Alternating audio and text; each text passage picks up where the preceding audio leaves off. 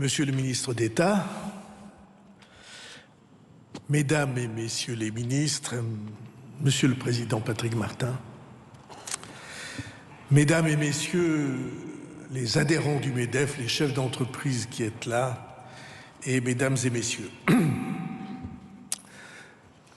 Alors pour le jeune garçon épris de sport que j'étais, et que d'une certaine manière je suis encore parce que, vous le savez bien, même au long de la vie, l'enfance et l'adolescence, leurs rêves et leurs enthousiasmes ne s'effacent pas. Pour ce jeune adolescent-là, si on lui avait annoncé qu'il se retrouverait un jour sur le central de Roland-Garros, devant un public nombreux, choisi et chaleureux, ce n'est pas à la politique qu'il aurait pensé, il aurait eu des rêves d'exploits, de raquettes, de balles, et pas vraiment dans le cadre d'une rentrée politique à haut risque. Mais d'une certaine manière, ce sont des rêves semblables, de défis qui paraissent hors d'atteinte, de triomphes d'adversaires qui paraissent a priori plus puissants et de mobilisation de toutes les énergies. Les entrepreneurs de France et les entreprises de France, tous ceux qui les font vivre, depuis leurs créateurs, leurs dirigeants, leurs cadres et leurs salariés, tous ceux-là sont confrontés au défi même qui est celui de tous les êtres humains depuis que l'humanité s'est formée en société. Comment se projeter vers l'avenir, ce qui impose de décider de vaincre l'impossible. Se projeter vers l'avenir, c'est exactement notre défi. La situation du monde, vous la connaissez, la situation de l'Europe et celle de la France. Et en face de cette situation, il y a deux attitudes possibles. La déploration, ceux qui se plaignent en pensant que c'était mieux autrefois ou que ce serait mieux autrement, comme disait le grand poète Horace dans la Rome antique, il disait « Laudator temporis acti », ceux qui chantent les louanges du bon vieux temps. C'est la première attitude. Et puis il y a ceux qui comprennent qu'un nouveau monde est en gestation et que c'est ce nouveau monde dans lequel nous devrons trouver les chances qui jusque-là nous paraissaient interdites. Cette projection vers l'avenir, non seulement elle n'empêche pas la lucidité, mais la requiert. Tant sont impressionnants les défis qui sont devant nous, qui vont nous obliger à changer d'attitude, à délaisser les réflexes prêts à l'emploi et à inventer au contraire la carte et la boussole vers notre avenir. Je dis cela devant vous, Monsieur le Président Patrick Martin, et devant toute votre équipe avec qui nous avons souvent échangé depuis que je suis entré en fonction. J'ai apprécié que nous partagions à chaque instant la même conviction, même si nous n'avons pas toujours eu, notamment sur le conclave, comme on a dit, où je crois nous avons été tout près d'aboutir. Mais même à ce moment difficile, j'ai apprécié que vous considériez que le dialogue ne devait jamais être rompu. Et j'ai apprécié votre communauté d'engagement avec toutes les entreprises et tous les entrepreneurs français, dont vous n'avez jamais cessé, y compris dans les conversations privées que nous avions, de faire vos repères tout au long de nos multiples rencontres. Alors vous connaissez ma conviction, dont j'avoue qu'elle est peu partagée dans le monde politique français, mais qui est pour moi chevillée à l'âme. Il n'y aura d'avenir pour notre démocratie et pour notre pays que si la démocratie sociale s'affirme dans le même mouvement de responsabilité que la démocratie politique. Car le monde dans lequel nous essayons de tracer un chemin, cette jungle constamment renouvelée, ne peut pas être dirigée par un poste de commandement unique qui serait la responsabilité politique. La réalité est tellement diverse, tellement foisonnante, à chaque instant tellement bouleversée, qu'il faut plusieurs centres de responsabilité qui dialoguent entre eux, qui s'estiment et se respectent pour que le juste chemin se trouve tracé. Je prends, et le gouvernement prend, la démocratie sociale non seulement au sérieux, mais nous la considérons indispensable à l'équilibre qui est la condition de notre avenir. J'entends bien que ce n'est pas un chemin pavé de roses. Mais peut-être m'accorderez-vous, ces temps-ci, que la démocratie politique non plus n'est pas si facile, ni évidente, ni bienveillante, ni attendrissante. Et si quelques-uns d'entre vous en doutent, demandez au Premier ministre, je suis sûr qu'il aura ces jours-ci quelques éléments à vous apporter. Mais le dialogue n'est pas seulement entre la démocratie sociale et la démocratie politique. Ces deux univers sont deux univers représentatifs. Tous les deux apportent et recherchent entre les réalités souvent brutales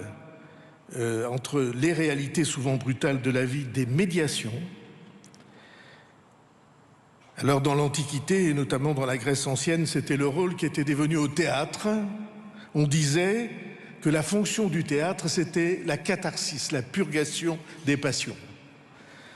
Et aujourd'hui, où nous vivons dans un univers de plus en plus violent, et que cette violence est elle-même désormais instituée en principe d'organisation par les grandes puissances de ce monde, par les empires chinois, américains, qui ont proclamé la fin d'un monde où la force était celle de la loi pour entrer dans un monde où la loi est celle de la force. Chacun à sa manière, Moscou par l'attaque insupportable contre l'héroïque Ukraine, avec la mobilisation de la puissance de toutes les armes, y compris contre les populations civiles. Cette nuit, 14 morts à Kiev. Pékin, avec une stratégie, vous y faisiez allusion, construite et redoutable dans le domaine technologique, industriel, commercial et des matières premières rares, une stratégie de domination pour faire pendant à la fragilité démographique qui peut frapper même un État d'1,3 milliard d'habitants. Et les États-Unis, dont nul n'imaginait qu'ils pourraient ouvertement, sans plus aucune précaution de langage, affirmer la volonté de domination, y compris face à ses plus proches et plus anciens alliés que nous, Européens, avions été sans faille. Le plus récent épisode de cette volonté de domination, par l'instauration de droits de douane unilatéraux, a montré au monde et hélas à nous-mêmes où était la puissance et où était l'hésitation et au bout du compte l'acceptation. On peut développer à l'envi les raisonnements économiques pour expliquer que le résultat de cette négociation, à mes yeux humiliante, c'était mieux que si c'était pire. Il demeure un élément déterminant, évident et massif, c'est que l'un a dicté sa loi et que l'autre l'a acceptée. Et que tel est aujourd'hui l'état du monde dans lequel nous avons à choisir un chemin. J'ai beaucoup aimé, et ce n'est pas la première fois, le discours que Mario Draghi a tenu à la fin de la semaine dernière à Rimini. Et notamment sa phrase centrale. Cet été, a-t-il dit, cet été, s'est évaporé le rêve ou l'illusion d'une Europe qui compte dans le monde. Mesdames et messieurs, le chemin dans lequel nous sommes engagés et que seul le président de la République française a essayé de détourner pour passer de la faiblesse à la volonté de l'Union européenne. Ce chemin-là nous pose une question existentielle qui est l'éternelle question de la vie des hommes, appliquée à l'Europe aujourd'hui et appliquée à chacune de nos organisations quand il le faut. Cette question que Shakespeare a dépouillée jusqu'à l'essentiel, to be or not to be, être ou ne pas être. Et elle se traduit simplement aujourd'hui. Si l'Europe continue à choisir de ne pas exister, ou de n'exister que partiellement, ou de n'exister que velléitairement, de ne pas se battre ou de ne se battre que pour faire semblant, et une fois que la défaite est actée, de se féliciter parce qu'elle aurait pu être pire, alors cela emportera l'affaissement de chacune des parties, c'est-à-dire chacun de nos États, de nos peuples et de nos nations. Et puisque j'évoquais le témoignage de Mario Draghi, cette question de la volonté comme condition de l'existence, c'est celle-là même qui a été traitée dans le rapport Draghi. Préparer l'avenir impose des efforts de dimension conséquente, coordonnés, qui touchent aussi bien aux règles que nous imposerons à nos partenaires et à nos concurrents de respecter comme nous les respectons nous-mêmes, que dans la dimension des investissements nécessaires pour préparer l'avenir, innover et stimuler la productivité. Et cela impose aussi une certaine idée de la France. Notre nation à vocation universelle parce qu'universaliste. Notre nation, certes moyenne par le nombre de ses habitants, mais par la vocation au premier rang des nations du monde, insérée dans la communauté de civilisation que l'histoire et la culture ont construite en Europe et dont nous sommes comptables aujourd'hui et responsables pour demain. Cela entraîne deux impératifs.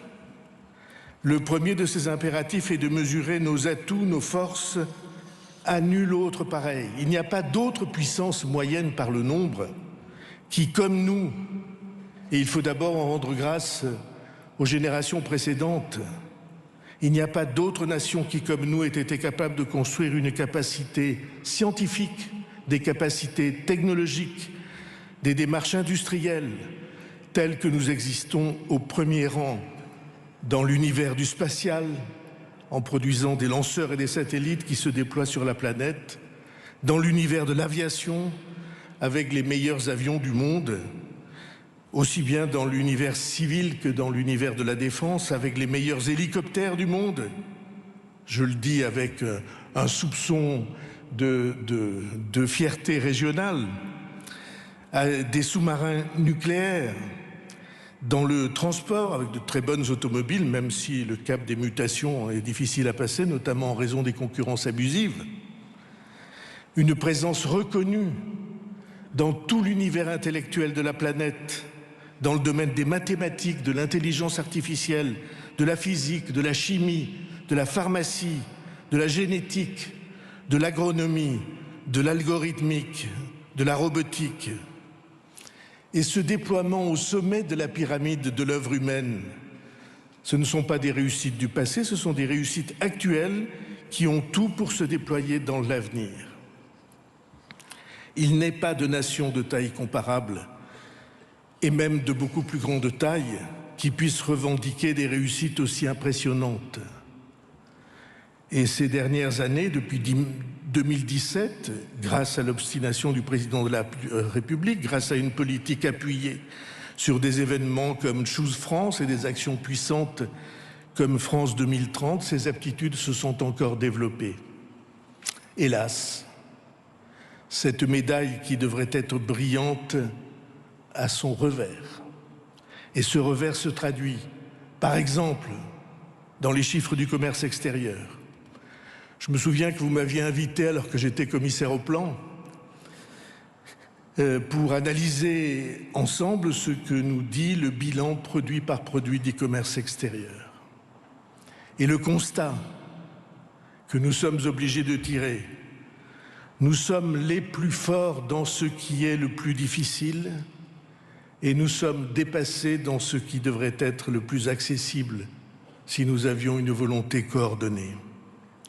C'est le cas dans des domaines aussi élémentaires que l'équipement de la maison, l'électroménager essentiel le machinisme, les produits transformés. Et ce que le gouvernement affirme devant vous, c'est que le ressaisissement est possible. Alors disons la vérité, personne ne le croit parce que nous continuons à raisonner comme si nous étions obligés comme nous étions obligés de le faire dans le vieux monde, celui qui est en train d'être submergé par la vague des révolutions technologiques. Il y a quelques années, la variable essentielle, c'était, pour les entreprises industrielles, c'était le coût du travail. Tous nous convenions, même à notre corps défendant, de mauvais gré plutôt que de bon gré.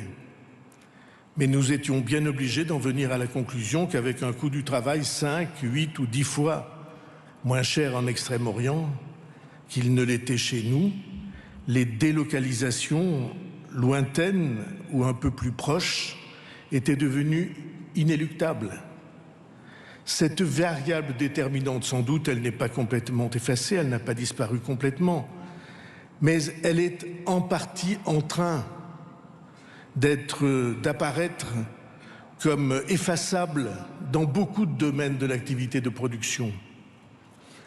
L'algorithmique, les capacités de calcul infiniment multipliées par l'avènement du quantique, l'automatisation et la robotique font que nous pouvons entrer de plein pied en vertu de nos capacités scientifiques et technologiques dans la nouvelle ère qui s'avance. Si c'est bien l'algorithmique et la robotique et l'intelligence artificielle qui deviennent le principe d'organisation de la nouvelle ère industrielle, alors nous ne sommes pas dominés par d'autres continents. Le travail jamais interrompu des unités robotiques, des imprimantes 3D n'est pas plus cher chez nous qu'il ne l'est sous des latitudes éloignées. Probablement même la proximité, la capacité de surveillance, la communauté de langues deviennent-ils des atouts par rapport aux habitudes de travail, des capacités de production délocalisées. Mesdames et messieurs, dans l'ancien état du monde, nous avions perdu la bataille industrielle. Dans le nouvel état du monde, nous avons tout ce qu'il faut pour la gagner. Cela nécessitera bien des conditions. Je voudrais en énoncer quelques-unes devant vous. La première de ces conditions, c'est l'édification d'une stratégie nationale de reconquête productive et commerciale. Dans plusieurs rapports au commissariat au plan, j'ai préconisé que l'on bâtisse hardiment une stratégie de filière, partant de l'analyse méticuleuse produit par produit. Nous l'avons fait au plan sur plus de 1000 produits. Analyse méticuleuse produit par produit de nos déficits dans les domaines où nous pourrions déployer nos aptitudes. Cela impose que soient réunis autour de la table dans un travail assidu les pouvoirs publics, États et collectivités locales, les entreprises et particulièrement les grandes entreprises qui ont acquis une connaissance de la production et des marchés et les innovateurs ou candidats à l'innovation. Les pouvoirs publics peuvent fédérer et organiser, les grandes entreprises peuvent partager leur expérience, par exemple au plan de la commercialisation, et les innovateurs peuvent ouvrir des pistes que l'on croyait jusque-là fermées.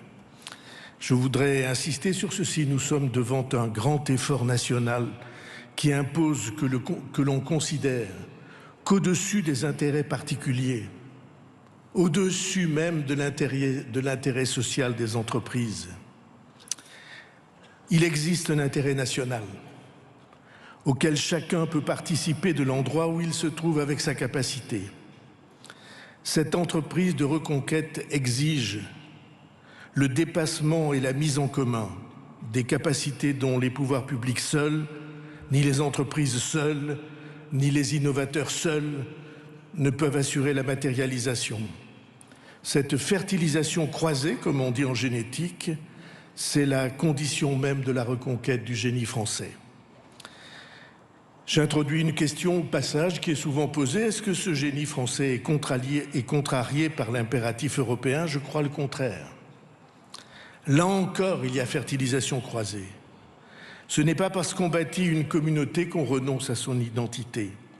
C'est vrai pour nos cultures, et c'est vrai en Europe pour la France. Il ne s'agit pas, comme aurait dit le général de Gaulle, que les Allemands soient moins Allemands, les Italiens moins Italiens, les Français moins Français pour construire l'Europe. C'est tout le contraire. Il faut que chacun soit soi-même et qu'il assure le rayonnement que l'histoire et la culture ont offert au peuple. Deuxième condition, il faut que chacun d'entre nous, dans ses fonctions, dans ses responsabilités, dans son aventure personnelle, soit le garant de la cohésion de notre société et de la nation. Cette idée de cohésion s'est effacée trop souvent.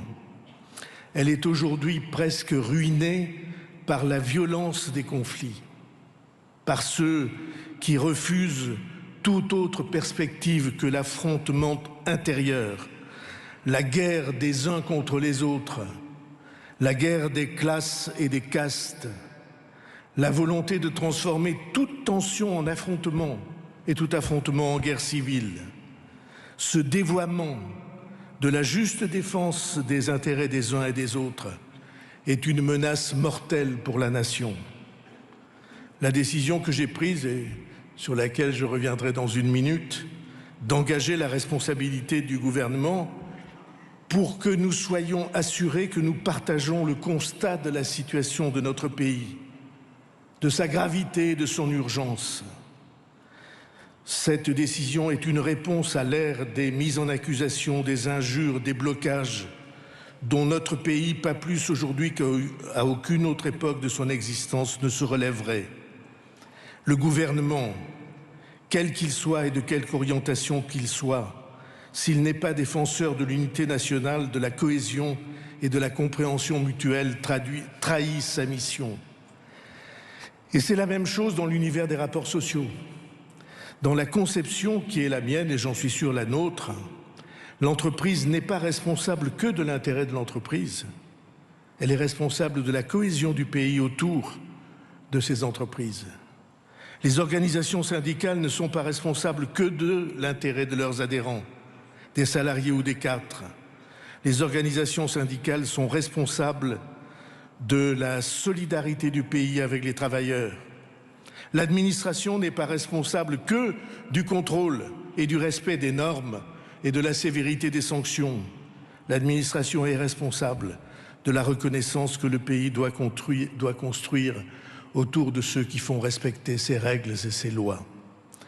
Cette conception de la cohésion et de la co-responsabilité de chacun d'entre nous dans ce que nous devons à la nation qui nous a fait ses héritiers, qui nous a formés et nous a confié la responsabilité de son destin où que nous soyons, cette conception partage en réalité en deux les acteurs de l'histoire.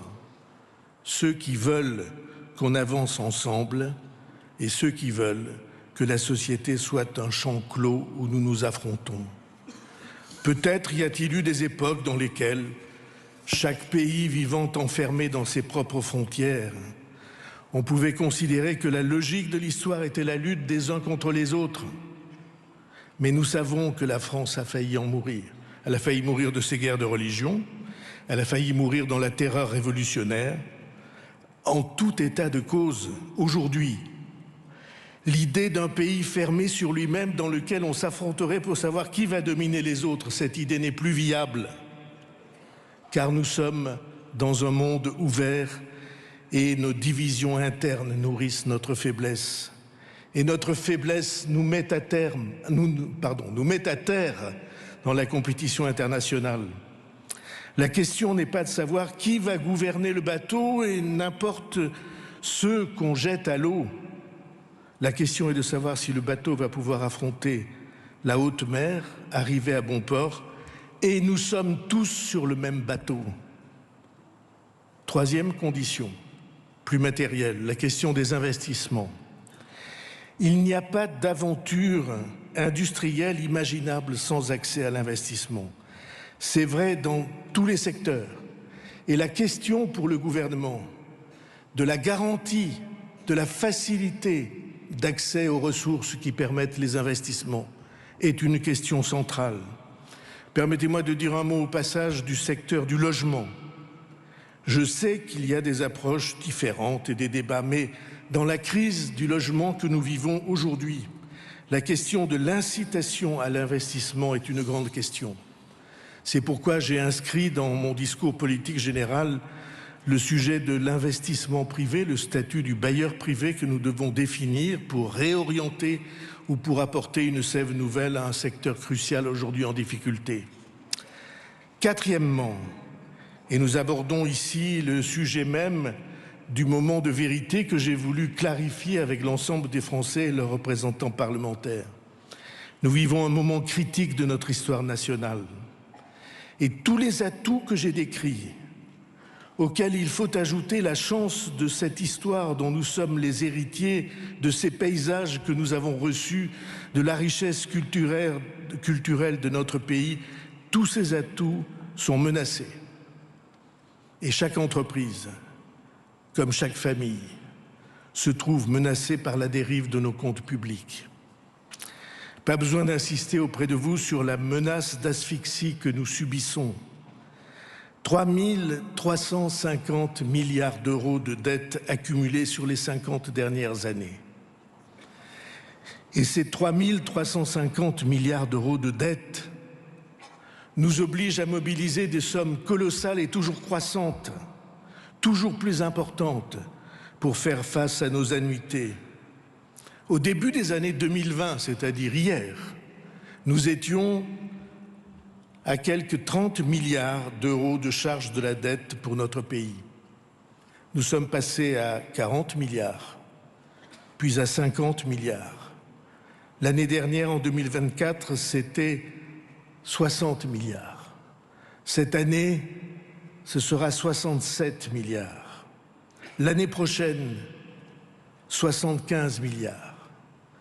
Et la Cour des comptes nous dit que si nous ne faisons rien, nous dépasserons de loin les 100 milliards de charges de la dette en 2029.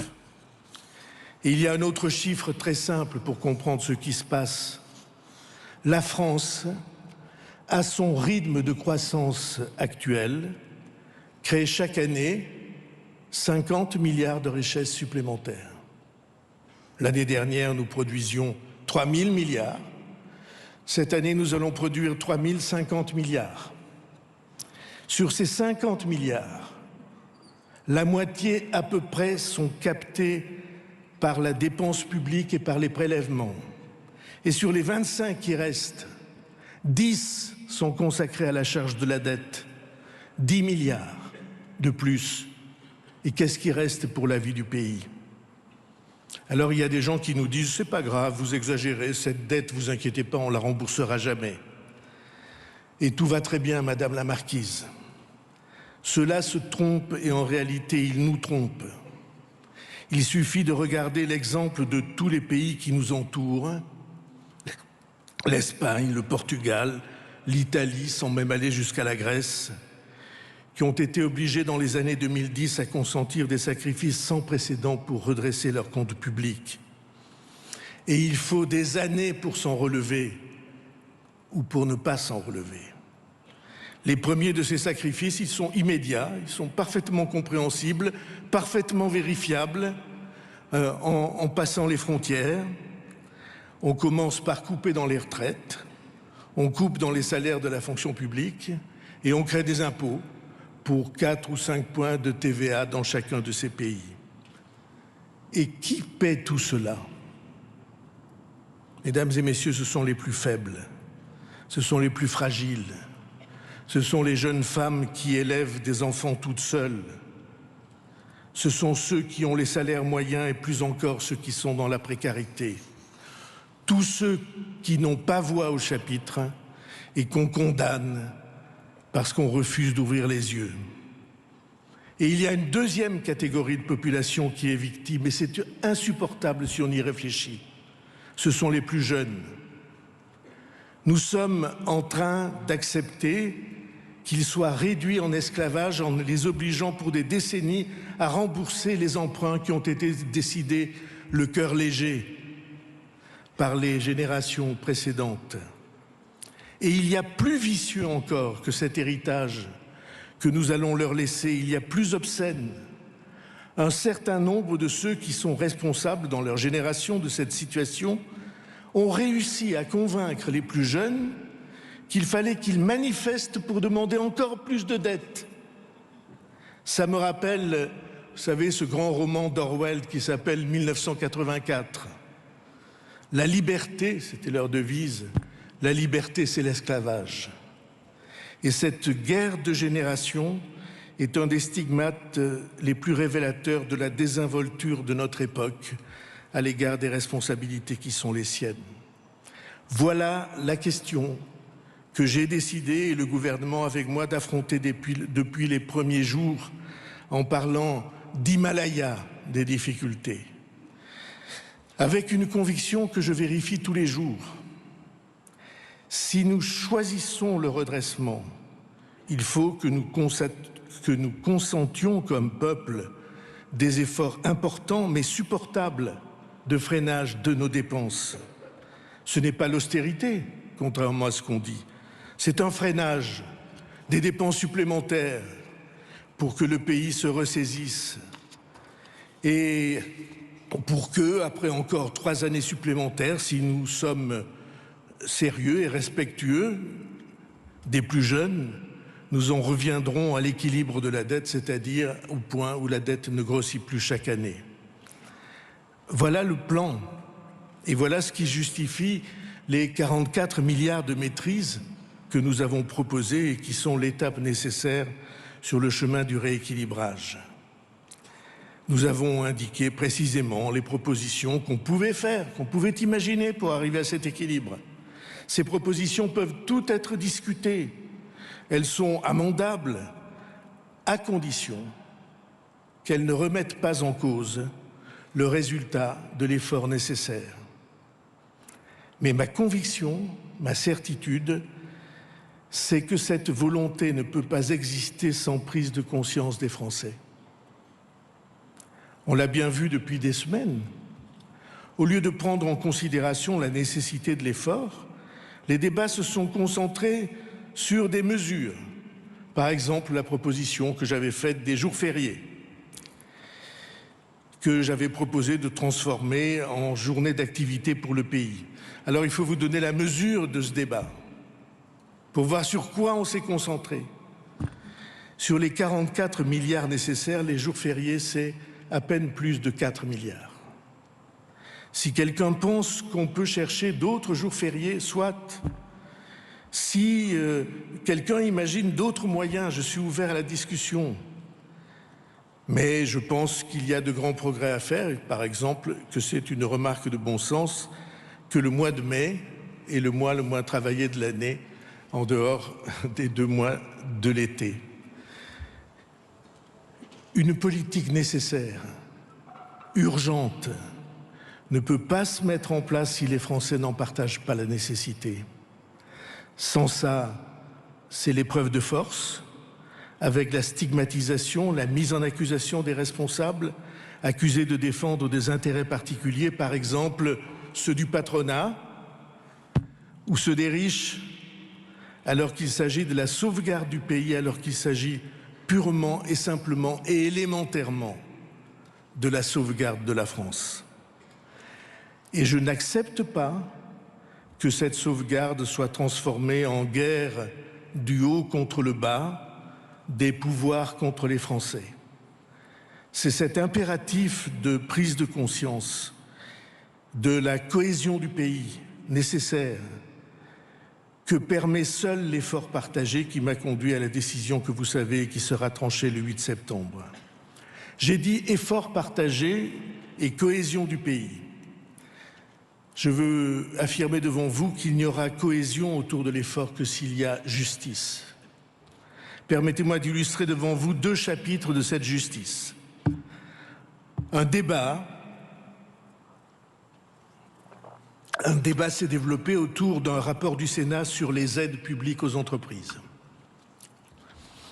Et j'entends bien que les 211 milliards que le débat a additionnés des aides publiques aux entreprises a ajouté les unes aux autres des réalités complètement hétérogènes entre elles.